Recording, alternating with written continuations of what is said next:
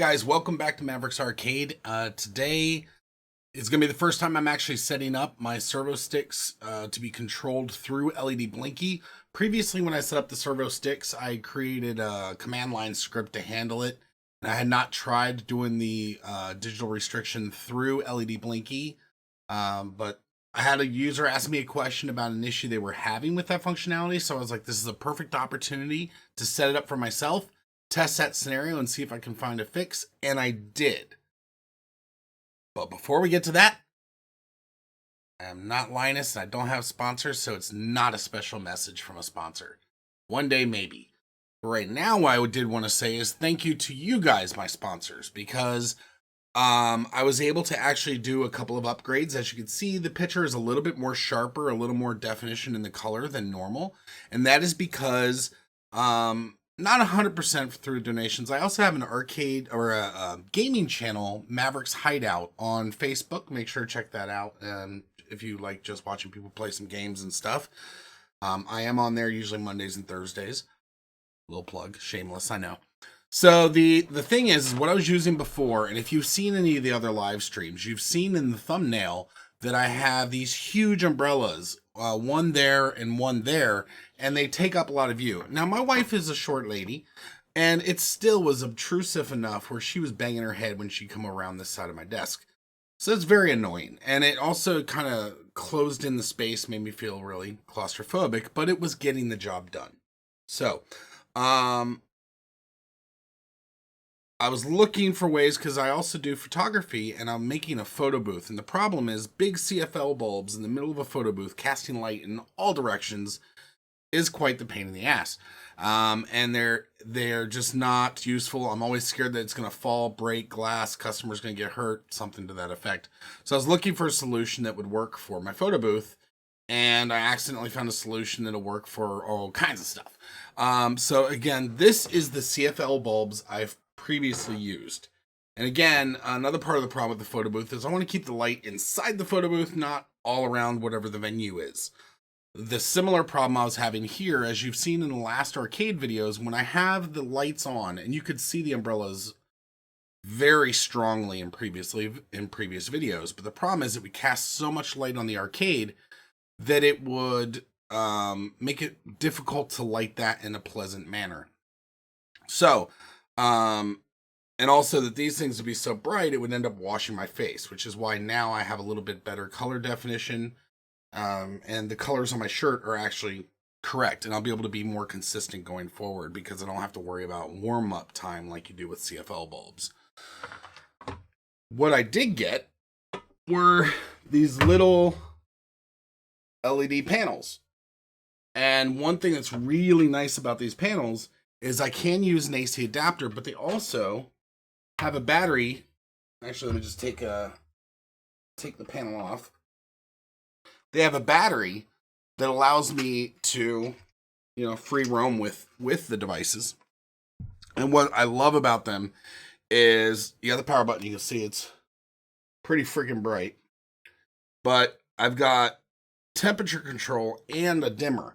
So I can set these lights exactly where I need and set the temperature consistently so that every time I turn them on, I know what it's going to be. I can have my camera set appropriately so Mario will have the correct colors.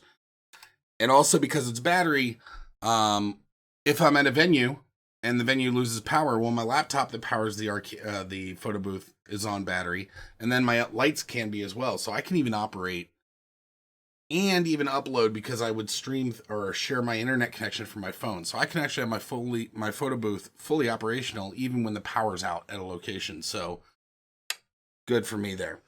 Now, the other benefit is that these come with this little tripod adapter. So I can actually take my old light stands that I was using as a boom arm for these, and I'm actually able to use those to mount these. And since I tested the one and it worked so well, I've got a total of 6 of these.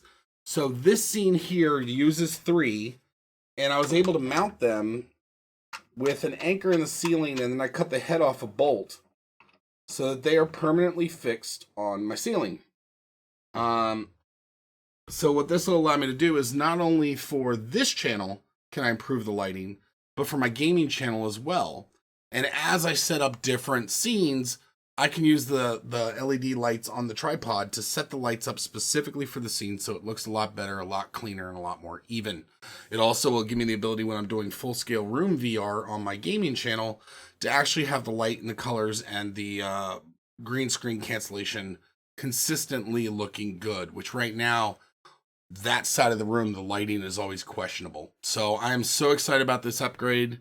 For these lights. The other difference is also you can see my eyes are a little more open than normal, and that's because I'm not getting like unbearable glare when I look in general in this direction. So, again, thank you guys. Again, I'm not like getting crazy support. I am still spending way more than I bring in, but this is the first time there's ever been donations significant enough to do something big. Comparatively without completely being out of pocket on everything. So I really appreciate it, guys. And again, thank you. I'm trying to grow this channel. I want to make a better product for you. Make the information more concise. I don't want to give up on details, but I do want to be able to crunch the information for a little bit better for you. And there are some good changes coming up and better ways of editing, so I won't make mistakes that I can't go back and fix. I will have more details on that in future videos. I was going to wait to kind of do all the changes at once to kind of like shock and awe everybody, but I wanted to get these lights installed, and I'm really glad I did. So you got a little teaser of the upgrades to come, and the first was some lighting upgrades. Now back to the topic that made you guys click on this, and that is the ServoStik being controlled by LEDBlinky. I was extremely thrilled to see how easy Arzu and Andy made it for us. It is so ridiculously simple. I love those guys. So what we're going to do is we're going to go over to my arcade console setup here. Let me hit that button and that button. So here we are. We are at our console screen we're used to seeing, and I'm going to launch my LEDBlinky. All you have to do, as long as the ServoStiks and the drivers are set up for the ServoStiks, and you have a newer version of LEDBlinky, I'm using, just for reference, version 6501. Go over to miscellaneous options, and underneath joystick digital restriction, you have checkboxes. Now this video is specifically about the ServoStik. I don't have the U360s installed on my machine at this time. I just have the ServoStiks. But all you have to do is check that box for ServoStik, then hit save, and then close LEDBlinky. Boom, you're configured. Sounds simple enough. Believe me, there are some more questions coming. But when we launch the arcade, most of the games it seems to already know how to handle through MAME and through the Nintendo and stuff like that. What will happen is the joysticks stay in a 4-way configuration, and if something calls for an 8-way, you can hear the motors kick in, and then it does the stuff. And then when the game's over, it seems to go back to 4-way, is what it seems to be. So what you're not going to be able to hear it on here, but if I launch a game, then it will go into the 4-way mode. So what I'm going to do is I'm going to show you one thing, because I did have a user ask a question. He said, the games that I'm playing, there's one specific game that is not in the correct mode. It should be an 8-way game, but it's restricting down to 4-way. How do I manually change that? So I looked into it a little bit, and I found the solution, and that's what we're going to cover now. So we're going to use Mortal Kombat 3 as an example, and we're going to go ahead and launch that. And we're going to move over to the arcade now. Start game. Insert point. The ServoStiks, I can hear the motor moving now. And let me move over to that view.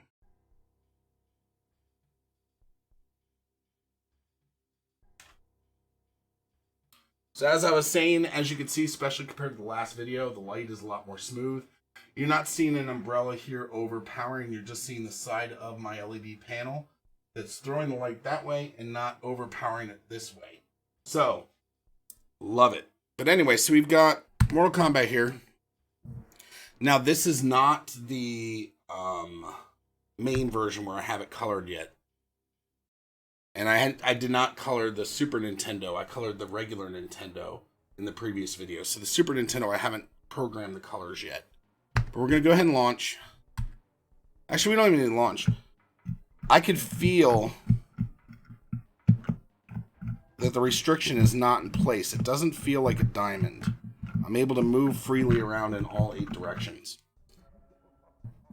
So what we're going to do now is we're going to go ahead and quit.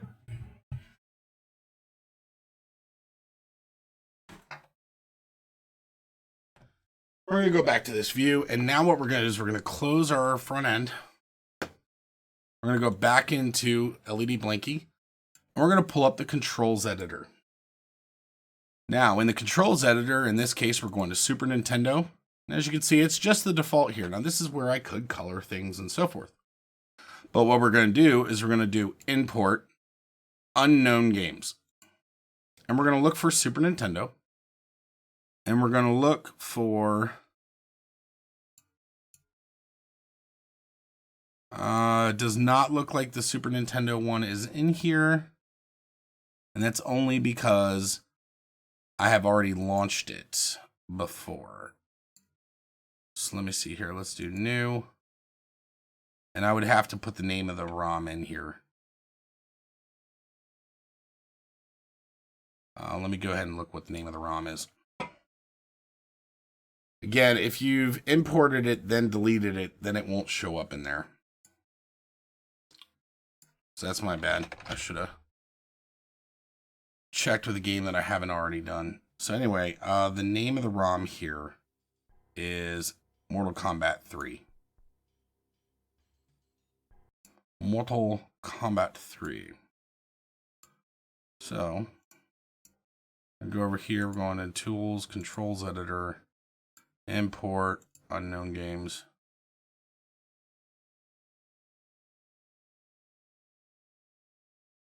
And what I'm looking at, actually, let me compare just to make sure I got it right. So let's look at how the Contra 3 is named. So, what I was looking at, just to let you know, is here under Super Nintendo, we have Contra 3 Alien Wars. But wherever there would be a space, normally there's an underscore. And that's what I want to check out. I want to make sure that I don't have a name mismatch. So let's search for Contra. And we have 3 here. So now we're going to look at the properties of this. And this is good to know how to manually add a game anyway, in case it doesn't show up in that list. So it's good we're covering this. Let me select it and then right click and edit. Okay, so it looks like it would be the name in all caps, and wherever there's spaces, there's going to be underlines. Okay, so we'll give that a shot. So what we're going to do is we're going to go to back to our controls editor. And we're going to go to Super Nintendo, and over here, we're going to verify it's not in there. And it's not. And we're going to try doing new ROM name, Mortal Kombat 3. We're going to do Mortal Kombat 3. Now, here's the thing is under the common tab, we're going to hit new. We're going to go to control. Now here you have 2-way, VJoy 2-way, Joy 4-way, Joy 8-way, and then stick. So stick is what they use for analog. 4-way obviously is a 4-way restricted. 8 is an 8-way restricted. So we're going to deliberately try to force this game into 4-way. Because currently, every Super Nintendo emulation is launching in 8-way. So we're going to try to set this one to 4-way to verify it works. And then we're going to check primary control. Make sure that's checked. And then we're just going to call this Joy. And I'm going to set yellow, even though the joystick here won't color. And then we're going to set player 1. Just so I know that this is the profile being used, I'm going to set a color for button 3 to be lime. And then we're going to call this 3, just for giggles. And again, this is just screwing around. And then we're going to do any one of the button joystick way settings. So joystick player 1 up. We're going to just say up. And we're going to color it, let's do purple. And this again is just so that we can test that the profile is being used. So then we hit OK here, and then we hit save. Now we're going to close LEDBlinky. We're going to close this so that it reloads LEDBlinky. And we're going to so because I had another dialog open, I'm going to open LEDBlinky again in the controls editor and just verify my changes there. So under Super Nintendo, we do have Mortal Kombat. And we do have the colors that we programmed, and it does say 4-way. So what that should mean is I should not hear the joystick engage. And even if I do, it might be just trying to make sure it's in 4-way mode.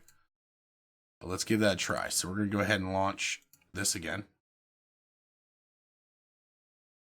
And also a future video I'm going to be doing, probably next video or the video after, is how to... I just saw the option for how to configure games for specific animations per game, which will be awesome for some of my police games. I was really hoping to have that feature, and I'm so glad they've added that feature in. So let's see, Mortal Kombat. Let's go ahead and launch Mortal Kombat 3.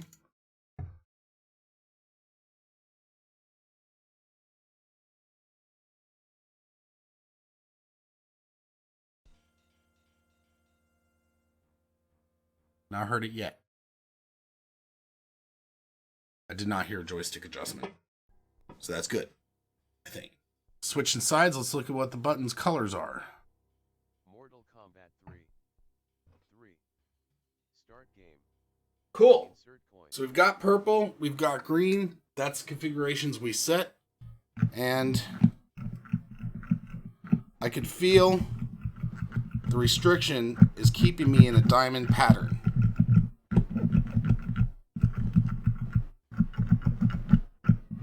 So as far as how to manually override a setting and make it be 4-way or 8-way, then you got to create a profile in LEDBlinky and set that common control, the primary control in the commons tab for 4-way or 8-way.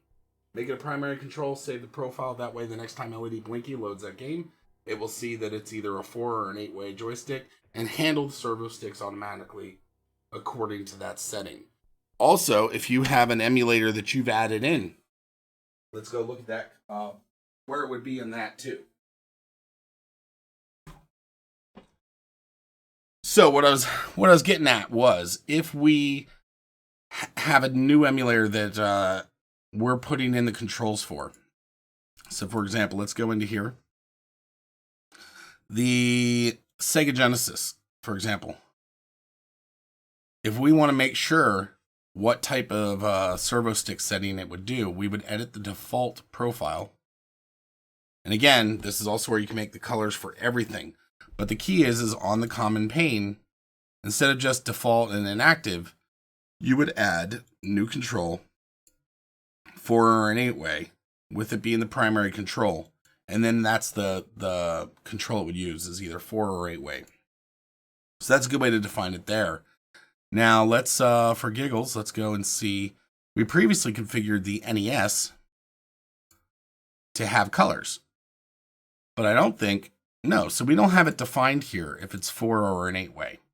So let's go ahead and make sure it's defined as an 8-way in here. So control, 8-way, primary control.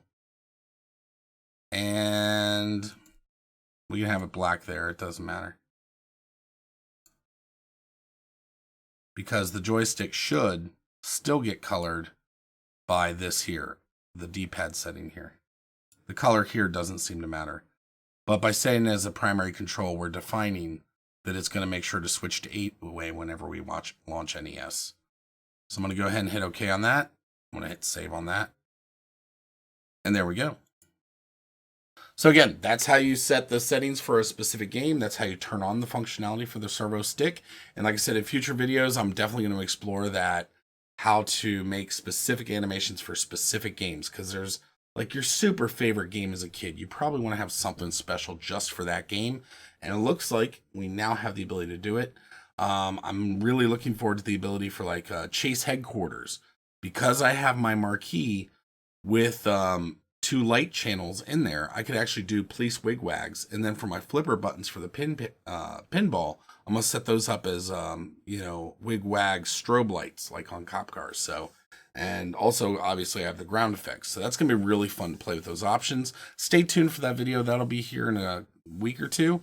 I'm not sure exactly when, but it is coming. Keep an eye out. And as always, thanks you guys for watching. And again, thank you for any support you guys are providing, just because I want to make this better. And I do have to tell you, my wife was telling me, she's like, you need new tires before you get anything. And she's like, well, you got some money from you got a couple of donations. Why don't you use that to help? And I said, no, honey, I get what you're saying, and it does make sense, but I want anything that does come in to go back into the channel. You guys are not paying for me to have a set of tires on my car. You're paying for me to continue doing what I'm doing, that I love doing, and that you guys are enjoying. So that's one thing I do want to promise, is if you guys are sending in anything my way, it is definitely going back in to help offset the costs of a habit that I spend way too much money on. But anyway, again, thank you guys. I really do appreciate it. Thanks again for watching. If you haven't already, please click like on this video and subscribe to my channel for future updates. If you'd like to see more content, please check out the following locations. I primarily use YouTube to store the final versions of my how-to videos. Facebook is used for communication, including notices about upcoming videos, behind-the-scene photos, and occasional live streams assisting users with their own systems. I also stream on Twitch while recording these videos so you can see behind the scenes, machine setup, and of course the occasional bloopers. Check out these channels and let me know what you guys think. And as always, thanks again for watching.